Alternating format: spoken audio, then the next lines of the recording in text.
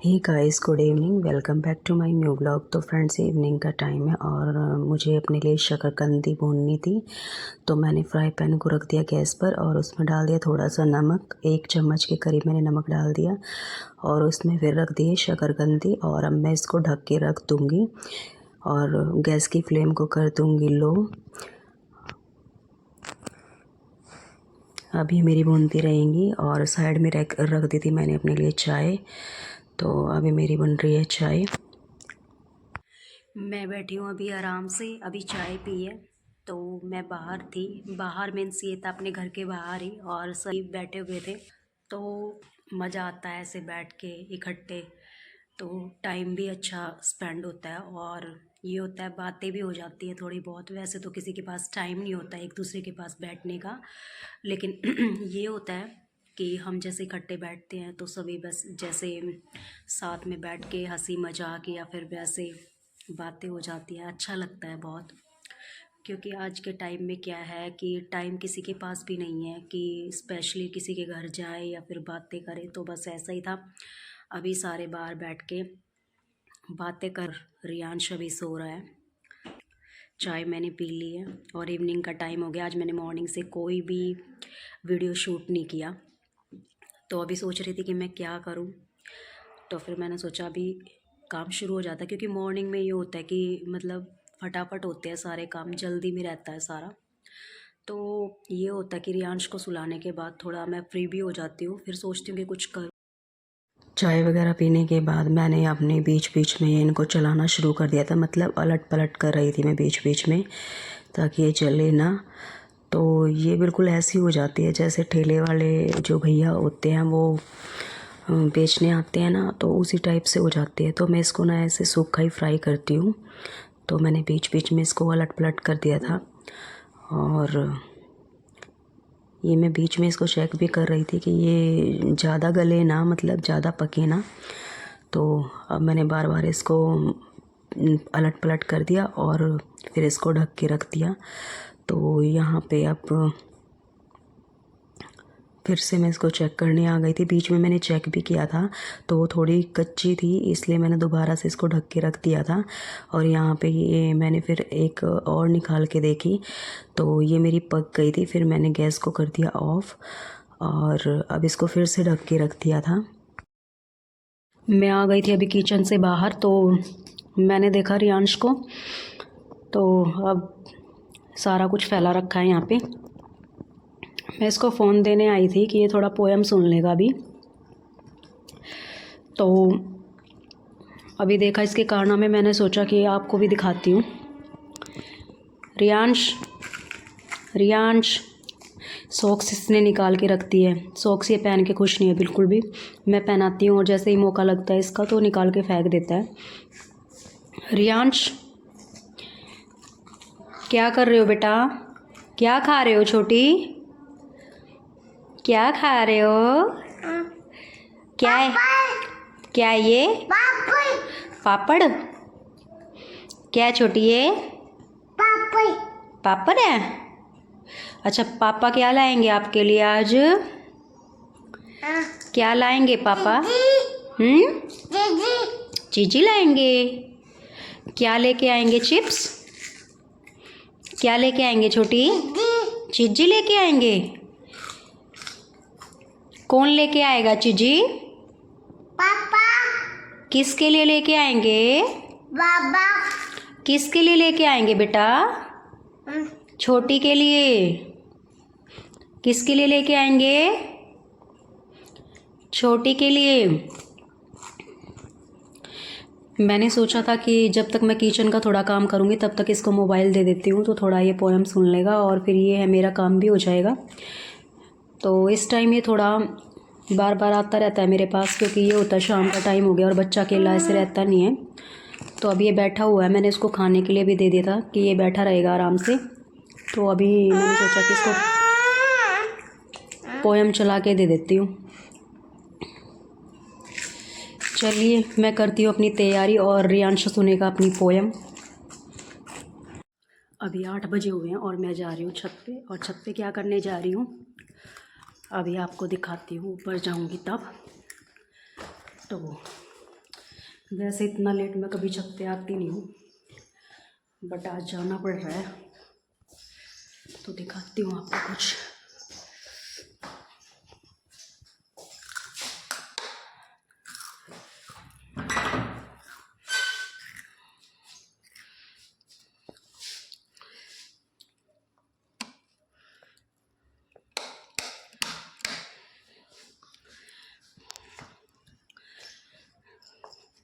दादी दादी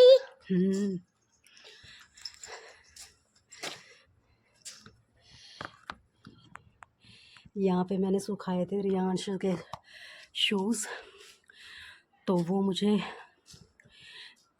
लेके जाने याद नहीं रहे। अभी मैं छत पे आई हूँ, याद आ गया था मुझे कि इसके शूज़ ऊपर रखे हुए हैं। मैं बच्चों के कपड़े वैसे कम, मतलब कपड़े हों या फिर कुछ और चीज़ हो बच्चे की, तो वो मैं कम ही छोड़ती हूँ।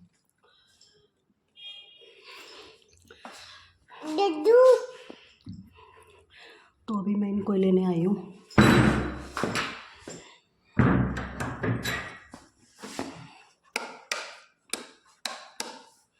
लाइट ऑफ कर दी मैंने बाहर वाले। आ गई हूँ अभी किचन में डिनर की तैयारी करने के लिए। तो आज मैं सोच रही थी कि क्या बनाऊँ समझ नहीं आ रहा था, काफ़ी लेट भी हो गया। तो 8:30 हो चुके हैं। अभी मैं सोच रही थी कि क्या बनाऊँ, तो मेरे पास रखी थी गोभी, तो मैंने सोचा मैं पराठे बनाती हूँ आज, तो उसी की तैयारी शुरू कर दी मैंने। मेरे पास एक गोभी का फूल था और ये मैंने कुछ प्याज छील लिए हैं और साथ में 2 हरी मिर्चें। अब मैं इस गोभी को तो थोड़ा कस लूँगी और ये प्याज हैं और हरी मिर्चें, इनको बारीक बारीक काट लूँगी। मुझे बनाने हैं गोभी के पराठे। ये मैंने कसने के बाद इसमें नमक डाल दिया था और इसको एक साइड रख दिया था। तब तक मैंने अपना आटा गूँथ लिया था और प्याज में भी मैंने डाल दिया था थोड़ा सा नमक, और इनको मैंने थोड़े टाइम के लिए छोड़ दिया था ताकि अपना जो पानी है वो इनका एक्स्ट्रा का निकल जाए। तो बस अब मैं इनको निचोड़ रही थी दबा दबा कर अच्छे से। तो ये था कि इसमें पानी ना रहे, तो मैंने इनको अच्छे से निचोड़ दिया था।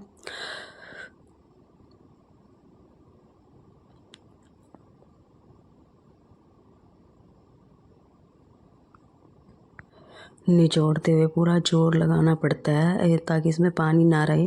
तो मैं तो मतलब इतना अच्छे से ही करती हूँ इसको, क्योंकि पराठे फिर फटते नहीं हैं। और ये था, देख सकते हो आप कितना पानी निकल गया था। नमक डालने से ये होता है कि जो भी हमारा एक्स्ट्रा का पानी होता है वो सारा ही निकल जाता है। तो मैं हमेशा ऐसे ही करती हूँ और ऐसे ही पराठे बनाती हूँ।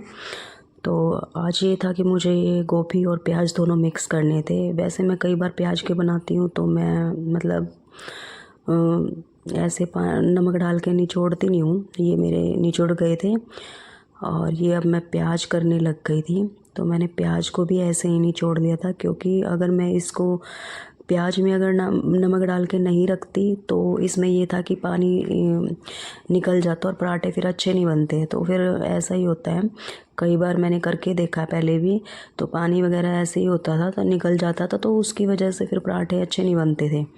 तो मैंने यहाँ पे नमक इसीलिए डाल दिया था ताकि ये अपना एक्स्ट्रा का जो पानी है वो निकाल दें। और अब मैं इसको अच्छे से निचोड़ रही थी टाइट बिल्कुल, कि भाई इसमें पानी ना रहे।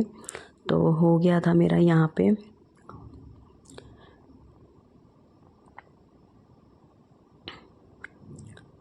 अब जो मेरे ये बचे हुए थे थोड़े से, इनको भी मैंने अच्छे से निचोड़ लिया था। इसमें से भी काफ़ी पानी निकल गया था। ये था कि जब मैं इसको निचोड़ रही थी तो ये थोड़ा फिसल रहे थे। अब ये मेरे निचोड़ के हो गए हैं तैयार। अब मैंने इनको दूसरे बर्तन में ट्रांसफ़र कर लिया था, तो ये था खुले बर्तन में आराम से इसका मसाला बन जाएगा। मैंने यहाँ पे डाल दिया था नमक, हल्दी और थोड़ा सा ये मसाला मेरे पास गरम मसाला, तो ये डाल दिया था। और फिर मैंने इसमें धनिया पाउडर डाल दिया और मैंने जो हरी मिर्चें काट कर रखी थी वो भी मैंने इसमें डाल दी थी। वो साइड में रखी थी, पहले मुझे ध्यान नहीं रहा, बाद में मुझे एकदम से याद आया तो मैंने फिर बाद में इनको डाल दिया था। तो अभी ये मेरा मसाला बन के हो गया था रेडी। और बस अब पराठों की तैयारी थी। आटा मैंने पहले ही गूँथ लिया था, तो बस अब मैं इसको अच्छे से कर लूँगी मिक्स।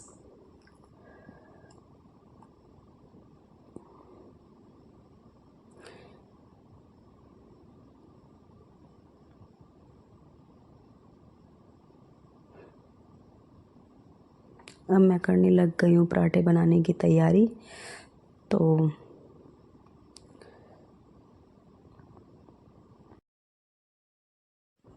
यहाँ पे मैंने लोई बना ली थी, और मतलब जब मैं पराठे बनाती हूँ तो मैं थोड़ा आटा ज़्यादा ही लेती हूँ। ज़्यादा का मतलब ये होता है कि जैसे रोटी बनाती हूँ तो उससे थोड़ा सा ज़्यादा।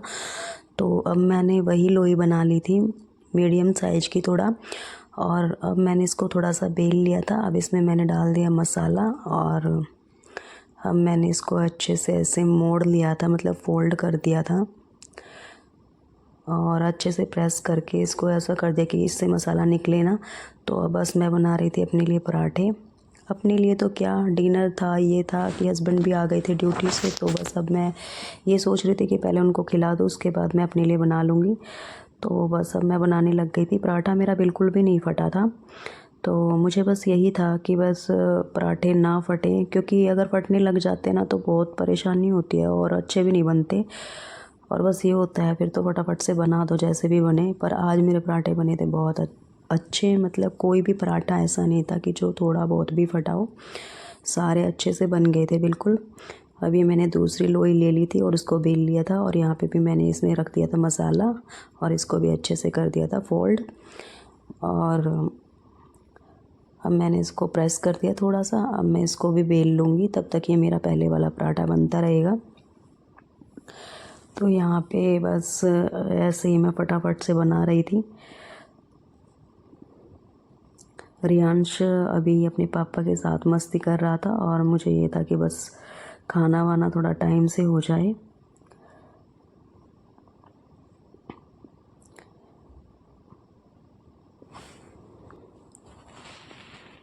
मेरे पास ये मक्खन था, तो मैंने आज भी मक्खन से ही बनाए हैं। तो अब बस मैं बना रही थी।